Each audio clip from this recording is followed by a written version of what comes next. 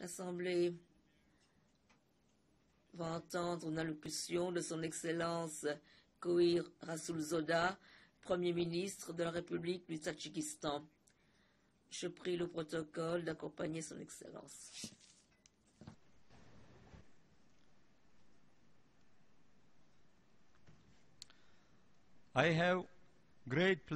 J'ai le plaisir de souhaiter la bienvenue au Premier ministre du Tadjikistan, son Excellence Koir Rasulzoda, et je l'invite à prendre la parole.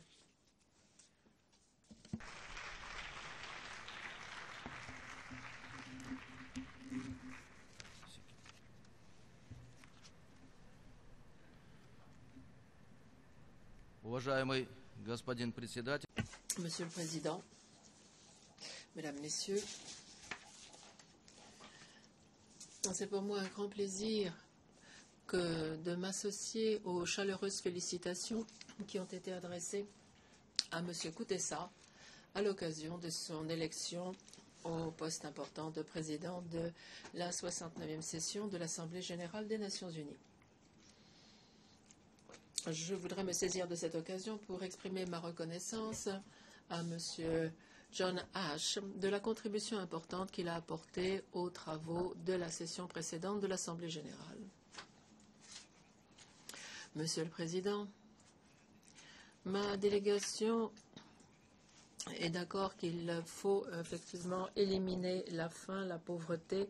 Elle est en faveur du progrès, de la mise au point du plan de développement de l'après 2015. Nous estimons que ce nouveau plan de développement pour la période d'après 2015 doit être fondé sur les objectifs du développement qui ont été formulés par la déclaration du millénaire et prévoir des voies et des moyens qui nous permettent de réagir face aux défis des nouvelles générations.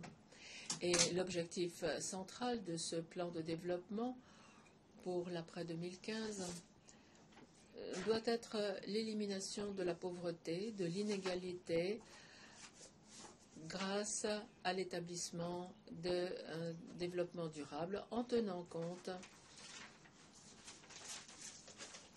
des aspects sociaux, économiques et environnementaux.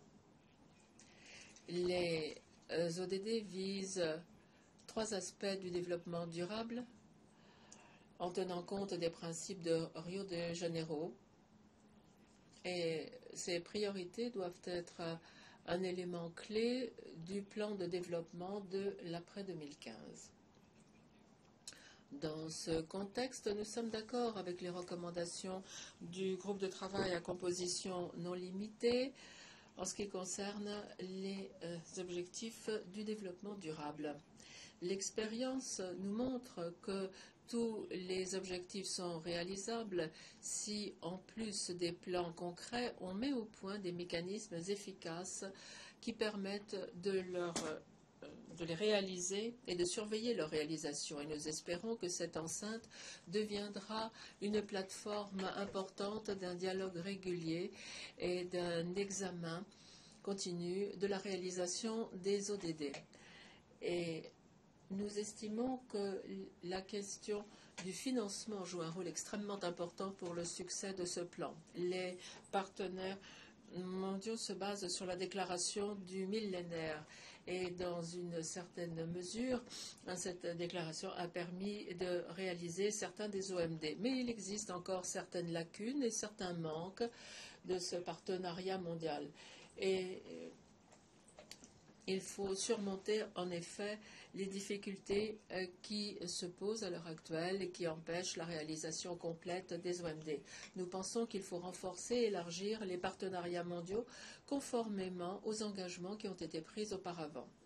Et il faut, sur cette base, former un nouveau partenariat mondial dans l'intérêt du développement durable qui deviendra l'élément central d'un système mondial d'assistance et de progrès, d'avancement du développement durable. Dans ce contexte, Les recommandations du comité intergouvernemental d'experts pour le financement du développement durable sont particulièrement importantes, ainsi que le processus intergouvernemental d'examen de un système de transformation et de transmission de la technique. Nous estimons qu'il faut continuer à développer nos efforts pour utiliser notre propre potentiel de façon à réaliser les objectifs du développement du millénaire. Et nous avons pris des mesures supplémentaires pour créer un climat d'investissement favorable. Nous avons réalisé l'équilibre de notre politique budgétaire. Nous avons assuré l'emploi pour la population. Pour les objectifs de développement jusqu'en 2015, nous avons un plan de route qui nous permet d'assurer l'accès de la population aux services sociaux de base et qui nous permet également de réduire la pauvreté.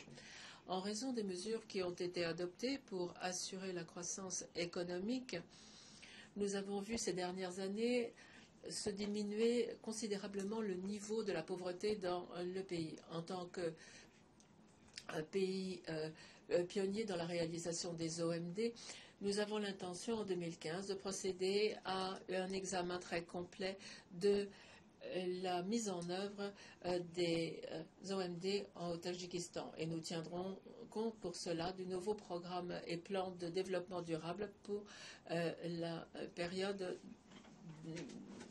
qui va jusqu'à 2030. Et nous estimons qu'il est nécessaire pour cela de coopérer avec les pays partenaires, avec les instances des Nations Unies et autres organisations intéressées. Mesdames, Messieurs, comme on le sait, le 22 mars 2005 à New York, on a lancé la décennie d'action de l'eau pour la vie 2005-2015,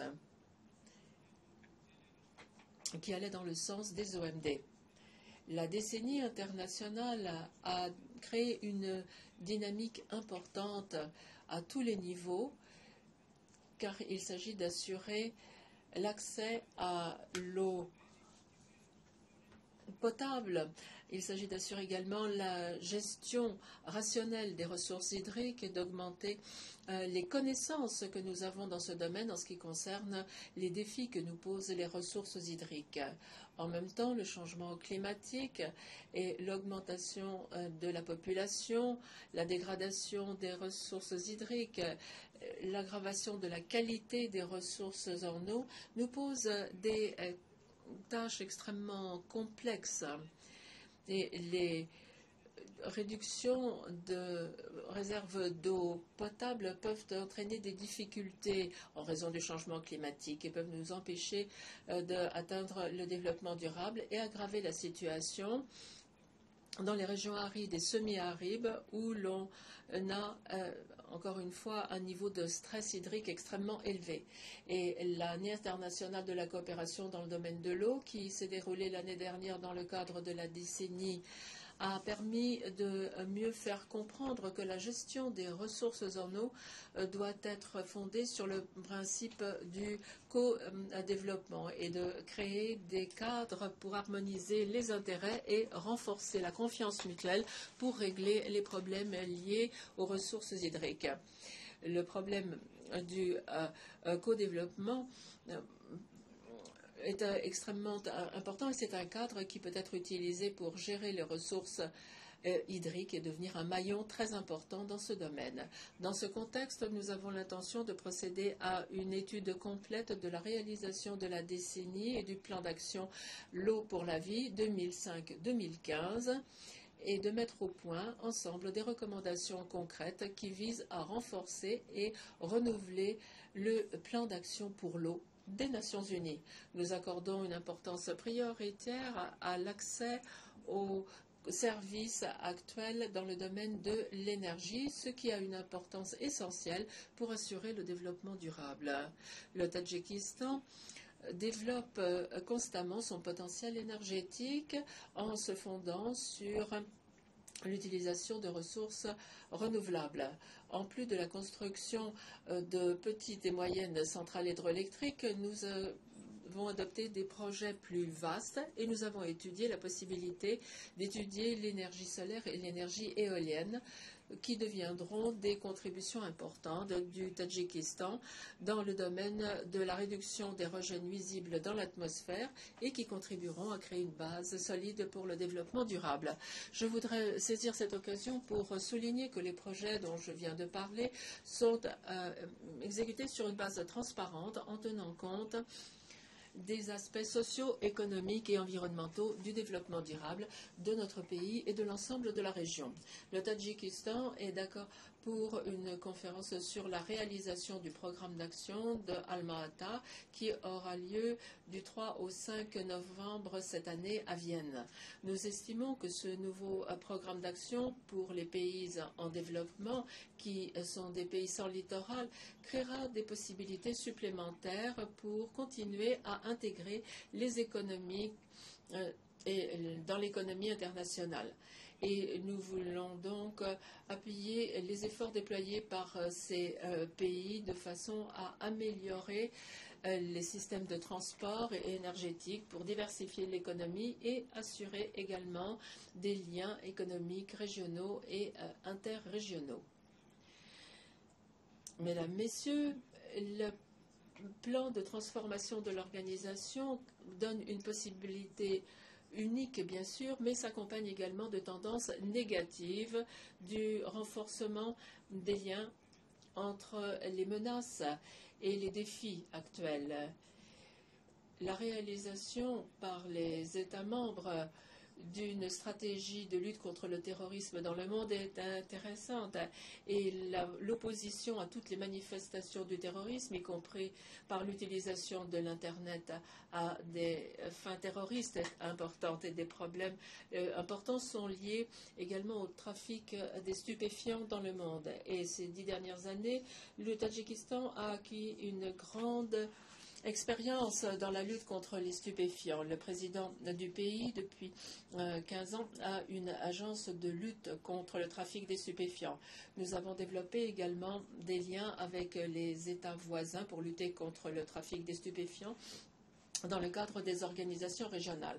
À l'initiative du président du Tadjikistan, Emomali Rahmonov, un an avant la session extraordinaire des Nations Unies consacrée au trafic des stupéfiants, à Dushanbe, nous aurons également une conférence régionale sur la lutte contre le trafic des stupéfiants. Et les propositions des participants seront une contribution à la politique mondiale dans la lutte contre le trafic des stupéfiants. Et nous espérons que les Nations Unies prêteront leur concours, ainsi que les États intéressés et les organisations internationales. Dans ce contexte, nous accordons une importance toute particulière à la coordination des efforts communs visant à lutter contre les stupéfiants et la coopération avec l'Afghanistan. Le pays voisin amical, l'Afghanistan, est confronté à de nouveaux problèmes et attend une aide ciblée de la communauté internationale. Et nous sommes sûrs que le peuple frère afghan, avec l'aide de la communauté internationale, saura surmonter les difficultés qu'il connaît. Nous parlons de l'idée que dans ces conditions, on a besoin d'assurer un rôle coordinateur, le rôle des Nations Unies dans le cadre du règlement des problèmes afghans. Nous estimons qu'il est indispensable que les processus de coopération à des plans différents comprennent également l'Afghanistan. L'implication des pays voisins dans le développement de l'Afghanistan et la prise en considération du contexte dans la relance de ce pays après conflit sont un gage du succès des efforts entrepris par la communauté internationale. Nous estimons que le renforcement de la paix et de la stabilité à long terme dans les situations de conflit et de sortie de conflit exige une aide véritable pour régler un certain nombre de problèmes économiques et sociaux. L'aide la relève des institutions de l'État et de la base institutionnelle sont extrêmement importants. Il est indispensable d'impliquer également les structures régionales pour régler les questions du renforcement de la sécurité et de la stabilité. la réalisation de projets d'infrastructures et de grands programmes et l'élargissement de la coopération pratique et des contacts sont extrêmement importants dans ce contexte. Au début du mois de septembre de cette année, à Dushanbe, notre capitale, il a eu le sommet de l'Organisation de coopération de Shanghai. Les chefs d'État de cette organisation se sont prononcés pour le renforcement de leur coopération pour le développement. Et nous avons décidé de libéraliser les investissements et les commerces et d'assurer également la sécurité énergétique et alimentaire et de régler d'autres problèmes qui se posent à la région et qui répondent aux intérêts essentiels de nos peuples. Monsieur le Président, en conclusion, je voudrais souligner que les tâches qu'il incombe à l'Assemblée de régler ne pourront pas être réglées sans le renforcement et la réforme de l'ensemble du système des Nations Unies et de sa réalisation. L'ensemble des réformes des Nations Unies doit conforter l'activité de l'organisation, doit assurer sa possibilité de réagir aux événements du monde et de lutter contre les menaces et les défis de l'époque. Cette session a une possibilité unique de rechercher des voies uniques de coordination qui nous permettront de régler les problèmes. Et cette possibilité, nous devons l'utiliser pleinement. Je vous remercie de votre attention.